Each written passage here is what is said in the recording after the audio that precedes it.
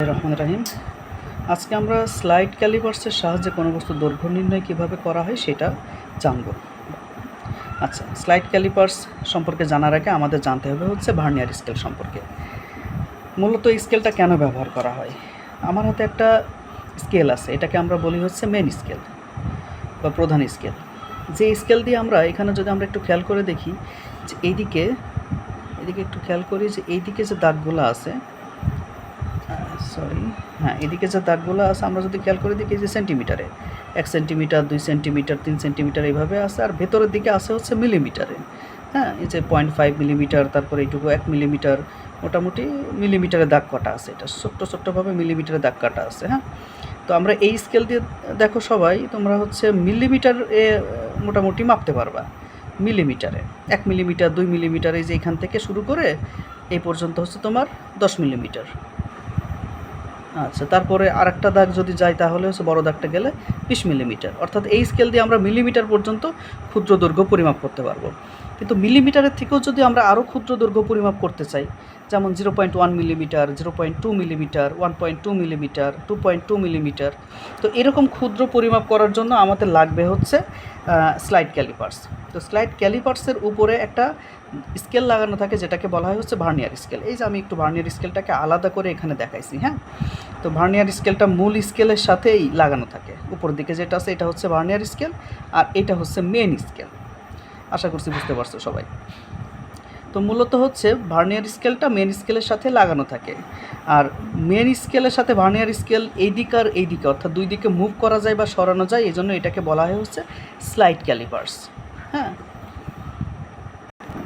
আচ্ছা, আমার হাতে এখন একটা স্লাইড ক্যালিপার্স আছে।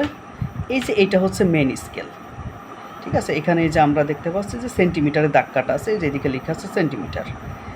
এখানে 0 থেকে শুরু করে 1 সেন্টিমিটার, 2 সেন্টিমিটার, 3 সেন্টিমিটার এভাবে দাগ কাটা আছে, এবং মাঝখানে যে ছোট্ট দাগগুলো আছে এগুলো হচ্ছে মিলিমিটারের মাপ।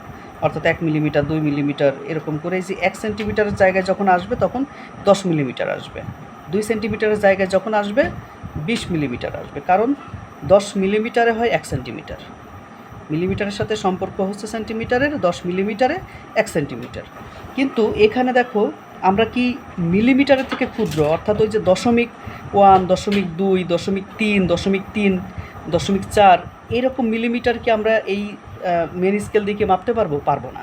সেক্ষেত্রে আমরা এর সাথে যদি একটা ছোট্ট একটা স্কেল লাগানো আছে, এই যে ছোট্ট, এখানে দেখা যাচ্ছে ছোট্ট একটা স্কেল লাগানো আছে, এটাকে বলা হচ্ছে ভার্নিয়ার স্কেল। তো এই ভার্নিয়ার স্কেলটা ব্যবহার করে আমরা সূক্ষ্ম পরিমাপ করার কাজে ব্যবহার করতে পারবো, ঠিক আছে। যে কোনো বস্তুর সূক্ষ্ম পরিমাপ করার জন্য আমরা এই স্কেলটা ব্যবহার করে থাকি। তো আমরা আজকে শুধু এই ভিডিওর মাধ্যমে ভার্নিয়ার স্কেল সম্পর্কে জানলাম। ভার্নিয়ার স্কেলের মাধ্যমে কিভাবে একটা বস্তু দৈর্ঘ্য নির্ণয় করা যায় সেটা আমরা আরেকটা ভিডিওর মাধ্যমে জানবো। তো এখান থেকে ছোট্ট একটা জিনিস শুধু জেনে রাখি, ভার্নিয়ার ধ্রুবক আমরা এখান থেকে বের করবো। ভার্নিয়ার ধ্রুবকটা কীভাবে বের করা হয়, যেটা এখানে সূত্র আমি লিখেছি, ভার্নিয়ার ধ্রুবককে ভিসি দ্বারা প্রকাশ করা হয়, এটা সমান S/N। এই সূত্রটা তোমরা বইয়ে পাবা না, এখান থেকে তোমরা একটু জেনে নাও। যেখানে S হচ্ছে প্রধান স্কেলের ক্ষুদ্রতম এক ভাগ এর মান, আর N হচ্ছে ভার্নিয়ার ভাগ সংখ্যা। আচ্ছা, প্রধান স্কেলের ক্ষুদ্রতম এক ভাগ, আমরা যদি এখানে মেন স্কেলটা দেখি, দেখো তো প্রধান স্কেলের ক্ষুদ্রতম এক ভাগ, যেহেতু এই 1 সেন্টিমিটার সমান 10 মিলিমিটার, এখানে 10টা দাগ আছে, তার মানে ক্ষুদ্রতম এক ঘর হচ্ছে তোমার 1 মিলিমিটার। 1 মিলিমিটার, এখানে 10টা ঘর আছে, তার মানে 10 মিলিমিটারে 1 সেন্টিমিটার হচ্ছে। তাহলে এই এসের মানটা, প্রধান স্কেলের ক্ষুদ্রতম এক ভাগের মান কত? এটা হচ্ছে 1। এটার মান কত? 1। এটার মান হচ্ছে 1। এইবার ভার্নিয়ারের ভাগ সংখ্যা, আমরা যদি এখানে ক্যামেরায় যদি সবাই খেয়াল করতে পারো তাহলে এখানে সূক্ষ্মভাবে খেয়াল করে দেখো, এখানে 10টা ভাগ আছে, যেটা আমি এখানে আঁকাইও দেখিয়েছি। এখানে 1টা, 2টা, 3টা, 4টা, 5টা, 6টা, 7টা, 8টা, 9টা, এই একটা মিলাই 10টা ভাগ আছে। এই এনটা হচ্ছে ভার্নিয়ারের ভাগ সংখ্যা। তাহলে ভার্নিয়ারের ভাগ সংখ্যা কত? 10। তো আমরা 1কে 10 বা 10 দিয়ে ভাগ দিলে হয় হচ্ছে 0.1 মিলিমিটার। এটাই হচ্ছে ভার্নিয়ার ধ্রুবক। এই ভার্নিয়ার ধ্রুবকটা আমরা পরবর্তীতে ভার্নিয়ার ধ্রুবকটা কাজে লাগাই আমরা স্লাইড ক্যালিপার্সের সাহায্যে দৈর্ঘ্য নির্ণয়ের যে সূত্রটা আছে সেখানে আমরা কাজে লাগাবো। আশা করছি সবাই এইটুকু বুঝতে পেরেছো। পরের ভিডিওর মাধ্যমে আমরা কিভাবে দৈর্ঘ্য নির্ণয় করতে পারবো সেটা শিখবো। ধন্যবাদ সবাইকে।